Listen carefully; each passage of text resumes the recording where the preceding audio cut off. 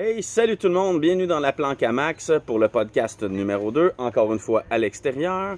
Ce soir, Cédric vient nous parler de Five Rings, mais en premier lieu, on va apprendre un peu à connaître Cédric ici. Le podcast va se faire en deux parties comme la dernière fois, sauf que celui-là, on va s'arranger que ça ne coupe pas dedans. Donc, Cédric, bonsoir. Bonsoir. Pour commencer, que les gens apprennent à te connaître avant tout. J'aimerais ça que tu nous parles, comme on a fait la dernière semaine, que tu nous parles de ton background de rôliste. Moi, ça fait déjà un bon bout de temps que je joue. J'ai été initié un peu comme Ratburger par L'Œil Noir, qui a été mon premier jeu dont vous êtes le héros. Mais avant ça, moi et mon frère, on jouait souvent... on a toujours trippé médiéval, mon petit frère. Puis, on se faisait nos propres rôles. Après ça, dans l'été, quand j'ai eu 9 ans, 10 ans, j'ai été initié à Donjon Dragon comme premier jeu par mes cousins Alexandre et Nicolas. Et ça n'a pas été la meilleure expérience de base. Donjon, quelle édition? Donjon Dragon, deuxième édition, qui a été après ça mon cadeau de fête de mes 10 ans, en fait, à la fin de l'été. Donc, mes livres originaux. Comme j'avais aimé le jeu, mais j'avais pas aimé la première expérience comme DM, je me suis comme joueur, j'ai décidé, je vais commencer à être maître de jeu. Personne, mon cousin Yannick ou mon frère est un petit peu trop petit, je voulais pas commencer tout de suite. Moi j'avais 10, mon frère 8. Mon cousin Yannick a le même âge, on a 10 ans. Fait qu'on s'est fait une partie au chalet, on a joué à Donjon Dragon. Puis après ça, on n'a jamais lâché. Ensuite de ça, l'année d'après, les jeux de science-fiction ont commencé à sortir et tout. Donc, mon deuxième jeu a été Shadowrun. Montre Shadowrun, deuxième édition. Deuxième édition, une autre antiquité. Donc, livre original qui est encore en parfait état. Quand même, parce que ça a quoi? Ça a 25 ans, ça, au moins? À peu près, 30 ans, quasiment. Je l'ai depuis 93, ça fait déjà un bon bout de temps. Pas loin de 30 ans, ouais, c'est quand même pas jeune. Donc, après ça, on a resté avec ces deux jeux-là pas mal, je dirais, jusqu'à temps que j'arrive à l'université. Après ça, à l'université, on a switché troisième édition de Donjon Dragon à un moment donné à la fin du secondaire. J'ai joué aussi à Star Wars, les différentes éditions, il y en a eu plein. J'ai essayé quand même pas mal de jeux. On a essayé Warhammer, mais ça a plus ou moins...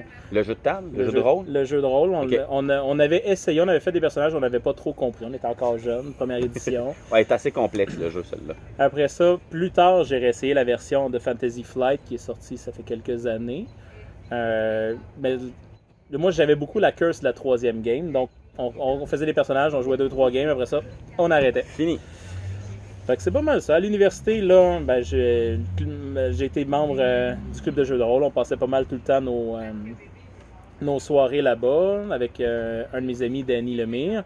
Encore là, ça a été majoritairement du Shadowrun qu'on a fait durant les années que j'étais à l'université. J'ai essayé Earth Dawn, là aussi. J'ai encore le Donjon Dragon. Puis j'ai finalement été avec Pathfinder. Donc, quand Paizo s'est séparé de Dragon Magazine pour fonder son propre jeu avec Pathfinder, j'ai été bêta-testeur de Pathfinder avec le RPG Day au Griffon à Sherbrooke. Donc, j'ai fait partie des bêta-testeurs de Pathfinder pour une aventure one-shot. Et j'ai accroché, j'ai acheté. Je suis quelqu'un qui achète beaucoup de livres. J'ai encore tous mes livres originaux. J'ai encore mon livre de Advance Dungeons & Dragons que ma grand-mère m'avait donné, donc première édition, avancée. Là où les elfes étaient une classe. Les elfes étaient une classe. Ouais, je me souviens de ça. Donc, mais ça. J'ai été majoritairement DM. J'adore jouer, mais je dirais que vers la fin de l'université, donc quand je suis parti de Sherbrooke en 2012-2013, vers la fin, en fait, je suis parti plus tard. Je suis parti en 2016, mais vers la fin, j'étais rendu que je jouais très peu, j'étais beaucoup DM. J'ai pogné une écœur en titre de DM. J'ai recommencé récemment avec Maxime, Catherine, avec une game de Five Rings justement. Je recommence à avoir le goût de DM, ce qui est excellent. Mais ça, on dirait que j'étais arrivé au bout de mes histoires, puis là, je me suis ressourcé. J'ai décidé de relancer, de recommencer avec DM. Okay. Oui. C'était un peu ma prochaine question. Est-ce que tu préfères être maître de jeu ou joueur? Ça dépend de l'histoire. Si j'ai une histoire à raconter, je vais adorer la faire vivre aux autres. OK. Donc, j'ai quelqu'un qui va builder beaucoup, qui va faire beaucoup de...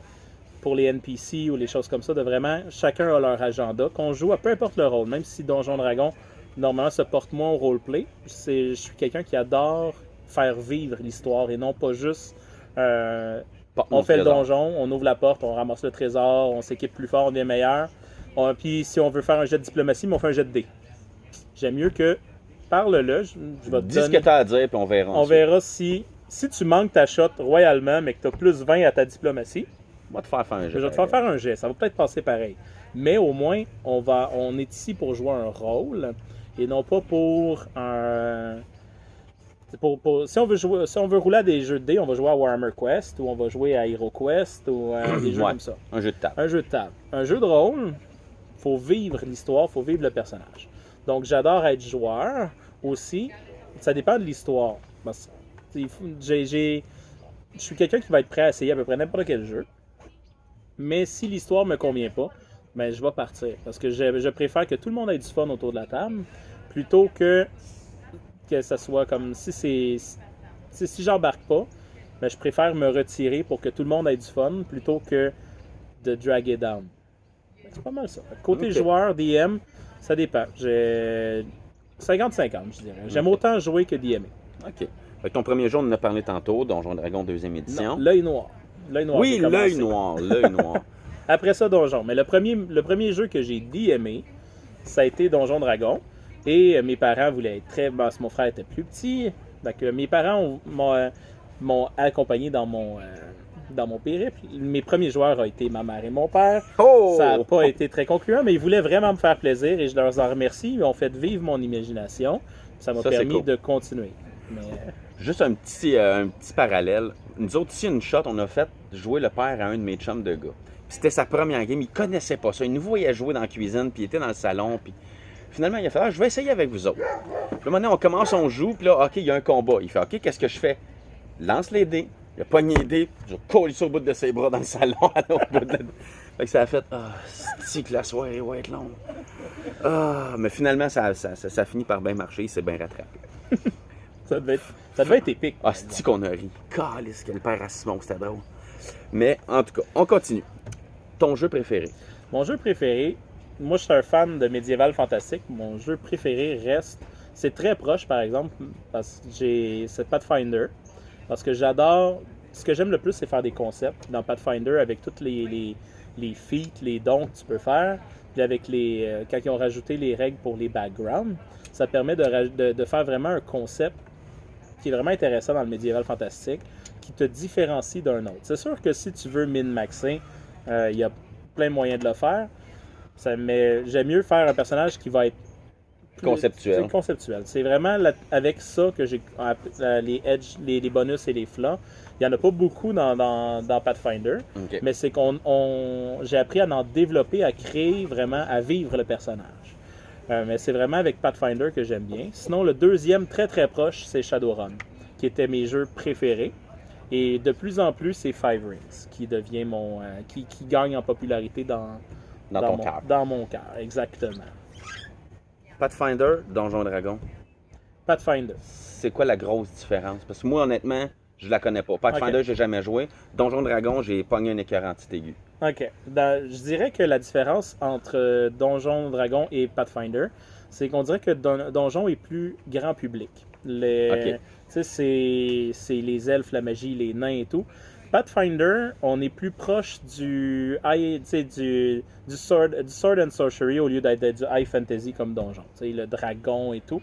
Dans Pathfinder, il y a beaucoup plus un élément sombre. Si on regarde les adventure paths, si on regarde tout le lore du monde, on est très très sombre. On est plus proche de l'univers de Conan ou de... On va aller chercher quelque chose de plus sombre. Par exemple, si vous regardez des animés, Goblin Slayer se rapproche beaucoup plus de Pathfinder que de Donjon Dragon. C'est beaucoup plus... dans Donjon, exemple, le deuxième édition, c'était le fun parce que tu avais toutes les... comment l'habitat, toutes les choses. Il expliquait comment le monstre vivait et tout. Fait que tu étais capable d'avoir du jus pour ton affaire, qui ont coupé beaucoup dans les éditions après. Ouais, ça, c'est Avec vrai. Pathfinder, ils ont ramené ce lore-là que tu sais, les kobolds vivent en société et tout. C'est pas juste un monstre que tu vas croiser. Les gobelins. Le gobelin, maintenant, ils ont mis le gobelin et le kobold comme des races jouables parce que il y a du jeu. Ils ont rajouté beaucoup d'informations qu'il n'y avait pas. Et ils ont mis un côté beaucoup plus sombre avec les dieux qui peuvent mourir. Je dirais que Forgotten Realm dans Donjon est plus proche de Pathfinder que, exemple, Dragonlance qui est le héros qui va gagner ou des choses comme ça. OK, Donc, fait que dans le fond, Pathfinder, c'est pas juste un jeu, c'est un univers en tant que tel. Exact. OK, tandis que Donjon Dragon, ben là, on s'entend Forgotten Realm, Ravenloft, Dragonlance, Planescape, nomme les Dark Sun. Spelljammer, Spelljammer qui est futuriste. c'est là-dessus que j'avais été initié, en fait. Spelljammer, parce que je suis un fan de Final Fantasy. Fait que les bateaux volants, moi, je tripais. OK. Des bateaux dans l'espace, c'était vraiment tes airships et tout. Mais c'était des personnages niveau 1 qui commencent dans une game niveau 12. Fait qu'on n'avait pas de fun. What the hell? Ouais, exactement. Mes cousins ils voulaient nous initier, mais ils nous ont fait commencer au début. Mais on était dans leur campagne qui était rendue niveau 12. Fait que d'où j'ai dit que j'avais aimé le concept du jeu, mais la première expérience était moyenne. Ah, OK, ouais, non, j'avoue que rendu là, c'est un petit peu raide, là. Ça, c'est comme... Ouais, OK. je trouve ça un peu weird comme move de DM, mais en tout cas. Ton pire jeu. Le jeu de rôle que tu as joué, là, puis que tu fais comme... Arc! J'en ai pas vraiment, mais je dirais jusqu'à tout récemment, jusqu'à v'là 5 ans. Ça fait 5 ans qu'on se connaît, Max? Ouais. C'était Vampire. Parce que j'ai eu... tu sais, il y a deux types de DM. Il y a des DM qui vont vivre que pour leur histoire. Il y a des DM qui vont aider qui vont faire shiner les joueurs. On a déjà eu des discussions par rapport à ça.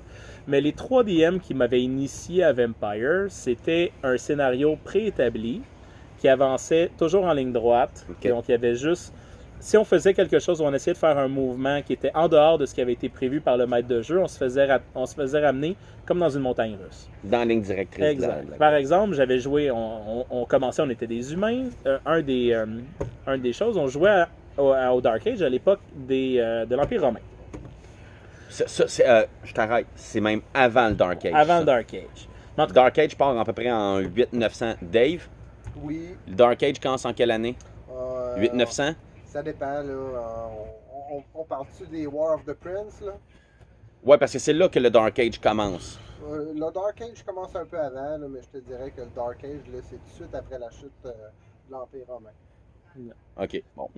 Donc, dans ce coin-là, bon. Nous, on jouait à l'époque de Jules César. Je joue un légionnaire et je vois un rituel. On n'est pas loin de Carthage. Je vois un rituel Bali. Mais on sait pas trop. Mais moi, je joue un décurion. Je suis quelqu'un qui a... Et je brasse mon jet de dés avec mon pilum que je lance. Je me suis dit, il y a une citoyenne romaine en train de qui était pour se faire pogner par les Balis. Voler son âme. Donc, je me suis dit, bon, je vais faire ce qu'un légionnaire romain ferait. Je vais sauver un citoyen romain. Je prends mon pilum, je pitch le javelot romain. Je brasse mon dex athlétique.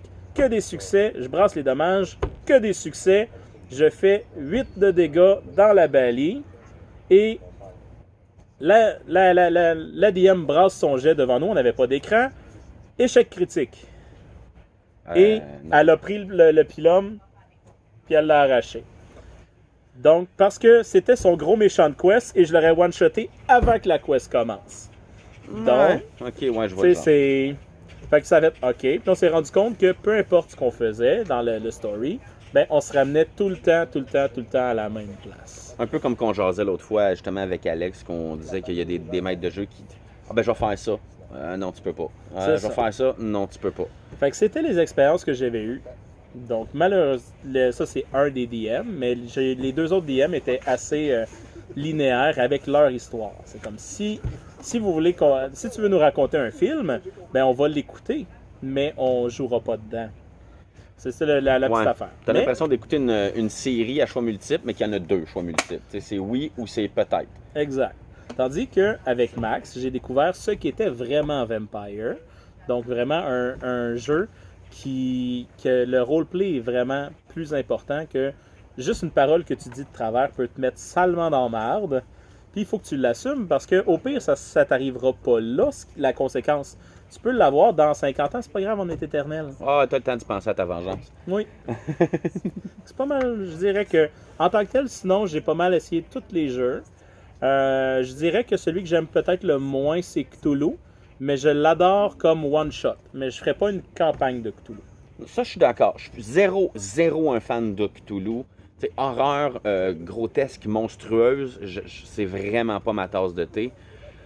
Mais pour un one-shot, oui, je suis d'accord. Parce que Gaétan en avait fait un pour son monde qui s'occupait de son mariage.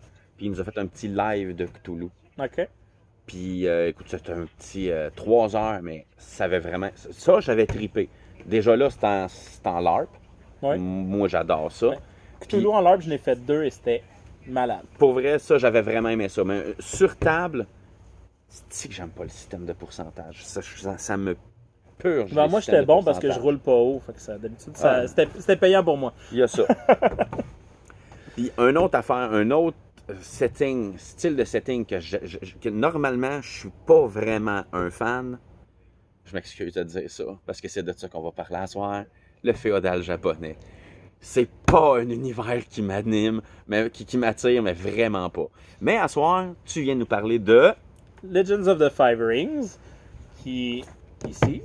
Donc, un 4e édition, ça. 4e édition et 5e édition qui est sortie il y a 2 ans.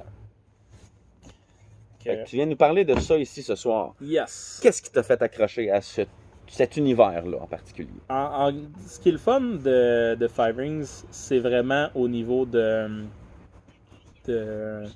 l'univers. Parce que je suis très légende, j'aime ça. Que ce soit nordique, japonaise, médiévale. Ce qui est le fun de Five Rings, c'est que tu as tout le côté des kami. Y a pas de, la magie vient pas d'une force mystique ou quoi que ce soit. C'est vraiment c'est des kami, c'est comme des dieux qui vivent dans la terre, dans l'eau, dans le feu, dans Des l'air. dieux élémentaires. C'est ça. En fait, c'est des petits esprits qui vont te prêter leur pouvoir élémentaire pour pouvoir faire des choses. Ça, c'est le fun. Mais ce qui est la beauté du jeu de Five Rings, c'est vraiment au niveau de la dichotomie, en fait. Donc, entre ce que ton personnage désire profondément pour lui-même, son désir égoïste, et l'honneur au clan, et l'honneur à l'Empire. Donc, tu es toujours déchiré entre ce que tu veux, ce que ton clan veut, et ce qu'il faut que tu fasses honorablement pour l'Empire. Donc, c'est un jeu que, dans tous les jeux de rôle que j'ai faits, c'est celui où est-ce que tes avantages et tes inconvénients sont le plus importants. Parce que c'est justement le fait d'être imparfait, mais de vouloir être honorable, de vivre avec, de vivre la voie du samouraï, mais c'est que tu peux pas t'oublier, tu peux pas être parfait tout le temps. Tu peux pas juste penser à ce qu'il faut que tu fasses, mais ce que tu veux aussi. Exact. Ok. Et c'est un jeu aussi que tu peux décider de perdre. Ça, c'est vraiment un concept que dans tous les autres jeux, tu n'as pas. Des fois, tu vas avoir beaucoup plus d'avantages ou tu vas avancer beaucoup plus ta cause si tu acceptes de faire un pas en arrière. Parce que de toujours vouloir gagner, de toujours vouloir impressionner, de toujours vouloir monter, va faire que tu vas te faire des ennemis tellement puissants Rapidement. qui vont t'éliminer. Et c'est pas parce que tu es le meilleur épéiste de Rokugan, donc le monde de L'univers. Five Rings, que si tu vas en cours et t'insultes la mauvaise personne, ton seigneur va pas faire ouvre-toi le ventre, c'est fini. Fait que tu sois le meilleur à l'épée, t'as fait chier quelqu'un qu'il fallait vraiment pas, ben ton personnage est fini. Puis donc Dans le fond, ce que t'aimes, c'est que tu vis sur un fil. toujours, Puis il peut péter n'importe quand. t'es toujours la voie du samouraï, la voie du bushido, c'est la mort. Donc, tu sais, de donner ta vie honorablement pour ton seigneur. Mais ton seigneur, il a déjà été samouraï, si Ouais. toi tu veux monter, mais qu'est-ce que tu sais, ton clan veut quelque chose. Des fois, c'est important aussi en fonction du clan que tu as, les valeurs, les 7 tenants du bushido sont pas la même importance pour chaque clan. Donc, c'est vraiment très, très intéressant de voir ça. C'est vrai qui m'a fait vraiment accrocher. Que vraiment, ton personnage veut vivre pour lui, mais ne peut pas vivre pour lui. Il faut qu'il vive pour l'honneur, il faut qu'il vive pour l'Empire. Donc, c'est vraiment... mais, tu sais, les bonnes personnes, c'est tellement relatif parce que c'est un jeu où est-ce que ta parole est garante de ton honneur et de ta gloire. Donc, si ton personnage, un peu comme dans Vampire l'Humanité, plus tu as d'honneur, plus ta parole vaut cher. Si tu as un plus grand statut, ben ta parole vaut aussi plus. Donc, même si tu assassines quelqu'un devant une autre personne, et que toi, tu es témoin, puis tu dis non, c'est lui qui l'a fait, puis lui, il dit ben non, c'est toi, mais celui qui est le plus honorable va donner. Va être cru. C'est lui qui va être cru, qui va pouvoir vivre impunément. Fait que là, c'est comment est-ce que tu fais? Est-ce que tu acceptes le coup? Ou est-ce que. Parce que là, ça peut faire que si tu le contestes, il te demande de te tuer. Ou tu essaies de te revenger par en arrière. Deuxième option. Toujours plus le fun. Toujours plus le fun. Par en arrière. Se venger. Fait que, je pense que ça va être ça pour notre première partie. Donc, merci Cédric. On va faire une petite pause. On revient après la pause. On va faire une deuxième partie pour parler plus en profondeur de Five Rings. Donc, à la prochaine.